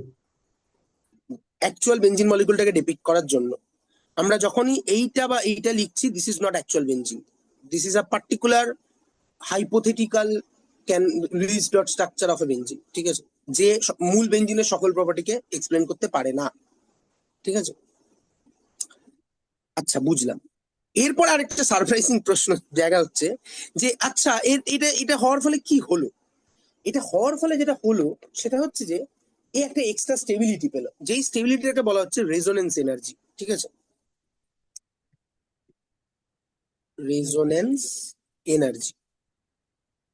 ঠিক আছে, and which is that, that is what, সেটা বলা হচ্ছে যে আমরা আইডিয়ালি কি ভাবি, যে তোর কাছে যদি দুটো পসিবল স্টেট থাকে তাহলে যেটা মোস্ট স্টেবল স্টেট তুই সেটা এক্সিস্ট করবি, তাই না? এটা তো সাধারণ ফিজিক্যাল আইডিয়া একটা, তাই তো? হ্যাঁ। হ্যালো? হ্যাঁ, তাই তো। হ্যাঁ, মানে একটা দোকানে চা পাতা বিক্রি হচ্ছে 50 টাকা 100 গ্রাম, আর সেম চা পাতাটা আরেকটা দোকানে বিক্রি হচ্ছে 30 টাকা 100 গ্রাম, তাহলে তুই নিশ্চয়ই 30 টাকার দোকানটাই কিনবি, হুম, হুম, তাই হুম। না? কিন্তু দেখা যাচ্ছে যে এই ক্ষেত্রে অ্যাকচুয়ালি প্রকৃতি বা ঈশ্বর লেটসে সে 35 টাকাওয়ালা চা কিনছে, 35 টাকা দিয়ে কিনছে। এখন এইটা আমাদের ফিজিক্যাল আন্ডারস্ট্যান্ডিং একটু নাড়িয়ে দেয়। ঠিক আছে, ওই জন্যই রেজোনেন্সের প্রবলেমটা এত মানে রেজোনেন্স ফেনোমেনাটা আসতে এত সময় লেগেছে, কারণ ক্লাসিক্যাল ভ্যালেন্স বন্ড থিওরি দিয়ে এটাকে ডিসক্রাইব করা খুব মুশকিল। ওই জন্য পাউলিংকে খানিকটা কোয়ান্টাম মেকানিক্যাল অ্যাপ্রোচ নিতে হয়েছে। ঠিক আছে, তো রেজোনেন্স এনার্জিকে ফর্মালি কিভাবে ডিনোট করা হচ্ছে, বলা হচ্ছে যে এই দুটো যদি আমার ক্যানোনিক্যাল ফর্ম হয় তাহলে এই দুটো, এক্ষেত্রে যেটা হচ্ছে বেঞ্জিনের ক্ষেত্রে দুটো ক্যানোনিক্যাল ফর্মই ইকুইভ্যালেন্ট, ফলে এটার এনার্জি যা হবে এটার এনার্জিও তাই হবে। ঠিক আছে, কিন্তু এরকম লেটসে আমি এটা হাইপোথেটিক্যালি চিন্তা করি যে একটা মলিকুল আছে যার 5টা ক্যানোনিক্যাল ফর্ম আছে, E1, E2, E3, E4 and E5। ঠিক আছে, 5টা আছে। এর মধ্যে let's say E4 is the most stable, most stable. ঠিক আছে, তাহলে আমাদের ফিজিক্যাল আইডিয়া বলে the molecule should exist in E4, কিন্তু দেখা যায় কি, দেখা যায় যে ও E4 এক্সিস্ট করছে না। তাহলে কোথায় এক্সিস্ট করছে, বা কেন E4 এক্সিস্ট করছে না আমি বলছি, কারণ আমি ওই মলিকুলটার অ্যাকচুয়াল মলিকুলটার এনার্জি এস্টিমেট করেছি থ্রু কম্বাশন এনথালপি বা হাইড্রেশন এনথালপি, হোয়াটএভার এনথালপির ফর্মে করে বের করে দেখছি তার এনার্জিটা E4 স্ট্রাকচারটার যা এনার্জি হওয়ার কথা ছিল তার থেকেও কম। ঠিক আছে, তার থেকেও কম। তো রেজোনেন্স, এই যে কতটা কম, এটাকেই বলা হচ্ছে রেজোনেন্স স্টেবিলাইজেশন বা রেজোনেন্স এনার্জি। ঠিক আছে, এনার্জি টার্মটা একটু এখানে ট্রিকি, কারণ আমরা জানি যে এনার্জি কমলে পরে সিস্টেম মোর স্টেবল হয়। তাহলে এখানে রেজোনেন্স এনার্জি বলতে আসলে যেটা বলা হচ্ছে সেটা হচ্ছে যে এই এক্সট্রা এনার্জিটা রিলিজ করে দেবে সিস্টেম, মানে এই পরিমাণ এনার্জি সে এক্সট্রা স্টেবিলাইজ হবে। হ্যাঁ, so this energy is not a actual energy, বরং এটা হচ্ছে যে যদি সে মোস্ট স্টেবল ক্যানোনিক্যাল ফর্মটায় থাকতো, তার বদলে সে যে একটা হাইব্রিড মডেলটায় থাকছে, তার জন্য সে এক্সট্রা যে পরিমাণ এনার্জি লুজ করছে, অর্থাৎ এক্সট্রা স্টেবিলিটি গেইন করছে, সেইটা হচ্ছে রেজোনেন্স এনার্জি। এবং সেটাকে এস্টিমেট করা হয় যে estimated energy of the most stable canonical forms কোনগুলো বোঝা গেছে তো, minus observed energy of the actual molecule। ঠিক আছে,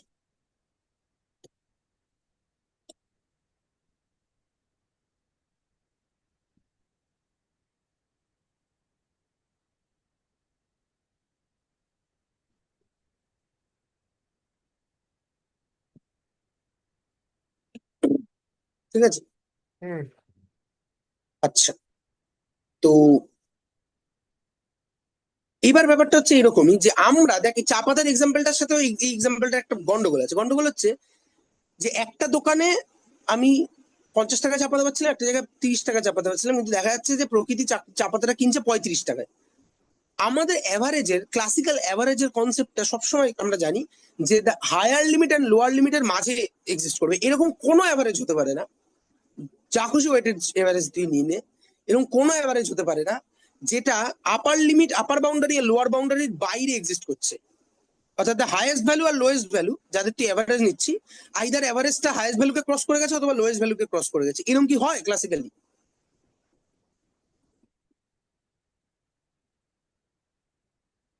হ্যাঁ,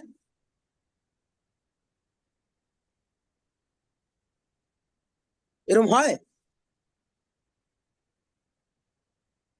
কোথায় গেলি? হ্যালো। হুম। হ্যালো। হ্যাঁ, এরকম কি হয় না হয় না? যে কোনটা? এই যে অ্যাভারেজ আমার আপার বাউন্ডারি আর লোয়ার বাউন্ডারিকে ক্রস করে যাচ্ছে, বা আর কোনো না, একটাকে, এটা হয় না, এটা হয় না। এটা হয় না। এভারেজ সাধারণত আমরা দেখেছি যে যে যদি একদম ম্যাক্স দুটো ম্যাক্সিমাম মাঝে থাকে। দুটো ম্যাক্সিমাম মাঝে থাকে, হ্যাঁ ওয়েটেড অ্যাভারেজ নিলে পরে একদম মাঝে থাকবে, নট নেসেসারিলি, বাট হ্যাঁ। লোয়ার বাউন্ডারিকে ক্রস করে যাবে, এটা তো হয় না, না। তাই না? কিন্তু এখানে লোয়ার বাউন্ডারিকেও ক্রস করে যাচ্ছে। হ্যাঁ, তার কারণ কি, যে আমি যদি এভাবে ভাবি যে কেন রেজোনেন্স ঠিক ক্লাসিক্যাল অ্যাভারেজিং নয়, তার কারণটা এখানেই বোঝা যায় যে E1 E2 E3 E4 এদের ডিফারেন্ট ডিফারেন্ট এনার্জি ছিল, এর মধ্যে E4 এনার্জি সবচেয়ে কম ছিল। আমি বলছি অ্যাকচুয়াল মলিকুলটার এনার্জি তার থেকেও কম। What sorts of average is this? ঠিক আছে, তার মানে এখানে সামথিং ডিফারেন্ট ইজ হ্যাপেনিং। ঠিক আছে, and that is some sort of quantum mechanical averaging. ঠিক আছে, অর্থাৎ এটা ঠিক ওরকম ব্যাপার নয় যে এতগুলো তো এক্সিস্ট করতে পারতো, মাঝামাঝি ব্যাপারটাই নিচ্ছে। তাহলে কি হচ্ছে? ঠিক আছে, সেইটে আলোচনা করা যায়। ঠিক আছে, এইখানটাই হচ্ছে আসল, মানে আমার ইন্টারপ্রিটেশন হচ্ছে।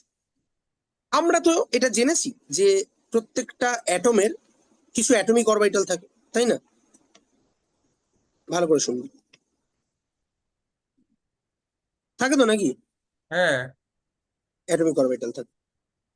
তারপর যখন মলিকুল তৈরি হয় সেটা কি হয় না, ওই অ্যাটমিক অরবিটাল গুলো নিজেদের মধ্যে লিনিয়ার কম্বিনেশন করে একটা মলিকুলার অরবিটাল তৈরি করে, তাই না? হুম। ব্যাপারটা কিরকম? ব্যাপারটা হচ্ছে লেটসে তুই দুটো হাইড্রোজেনকে নিচ্ছিস, তো এই হাইড্রোজেনের একটা 1s ছিল, এই হাইড্রোজেনের একটা 1s ছিল। এবার যখন হাইড্রোজেন গ্যাস হচ্ছে, তখন এই দুটো কম্বাইন করে ও দুটো ডিফারেন্ট কম্বিনেশন আমাকে দিচ্ছে। লেটস এটা সাই 1s of 1 and Sai 2, sorry 1s of 2। নাও আমি একটা কম্বিনেশন পাচ্ছি সাই 1s of 1 plus Sai 1s of 2, এখানে একটা C1 C2 লেখা উচিত। আর আরেকটা পাচ্ছি হচ্ছে C1 Sai 1s of 1 minus C2 Sai 1s of 2। ঠিক আছে, আমি একদম সিম্পল কেসটা নিলাম। হ্যাঁ, এই দুটোকে আমরা তখন বলি একটা বন্ডিং, একটা অ্যান্টি বন্ডিং। এবং এই দুটোকে আমি চাইলে ডিপিক করে দিতে পারি যে এটা লেটসে আমার নতুন একটা wave function which is phi 1 and this is phi 2। ঠিক আছে, এবার খেয়াল করে দেখ, তার মানে আমি একটা মলিকুলের পার্টিকুলার একটা লুইস ডট স্ট্রাকচারকে চাইলে একটা ওয়েভ ফাংশন হিসেবে, একটা মলিকুলার অরবিটাল ওয়েভ ফাংশন হিসেবে ভাবতে পারি।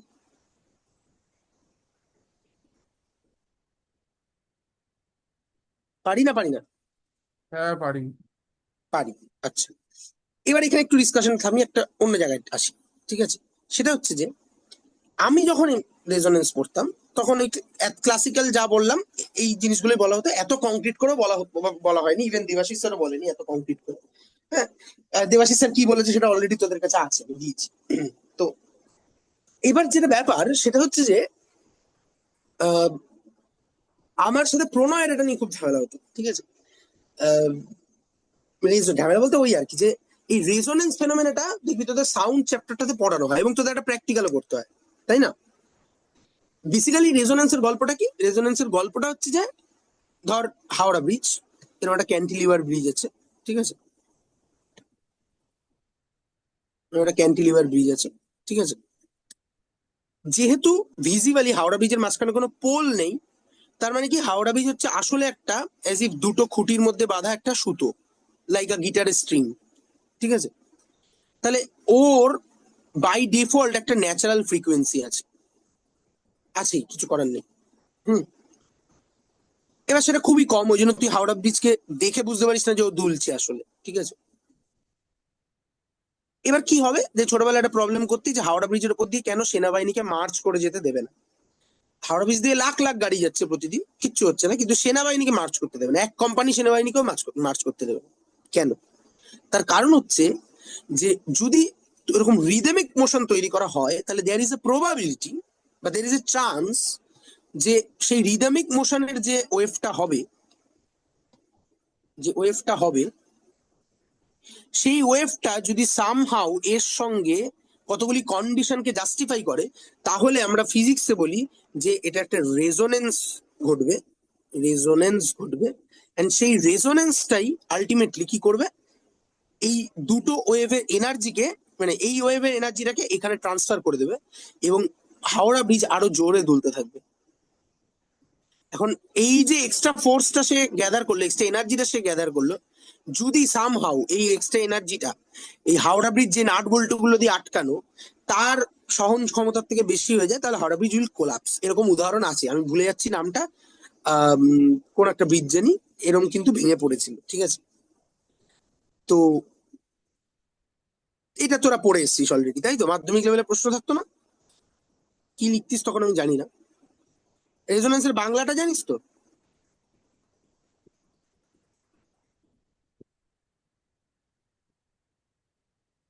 হ্যালো, তোদের কি ঘুম পেয়েছে? তাহলে ছেড়ে দিতে পারি কিন্তু আমি।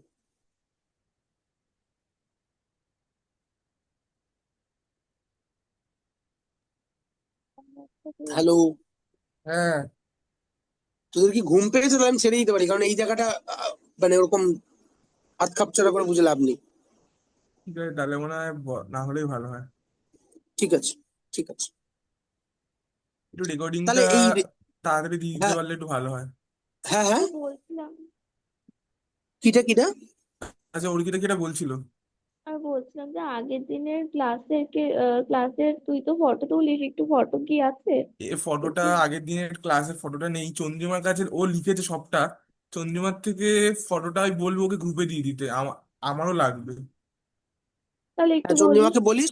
আর তোর একটু বলিস। চন্দ্রিমাকে বলিস। আর তোর হ্যাঁ অডিও গুলো ওখানে দেওয়া আছে তাই না? আমি এক্ষুনি অডিও গুলো ম্যানেজ করে দিচ্ছি, আর রেকর্ডিংও পাঠিয়ে দিচ্ছি। হ্যাঁ হ্যাঁ ঠিক আছে। হুম। হ্যাঁ হ্যাঁ।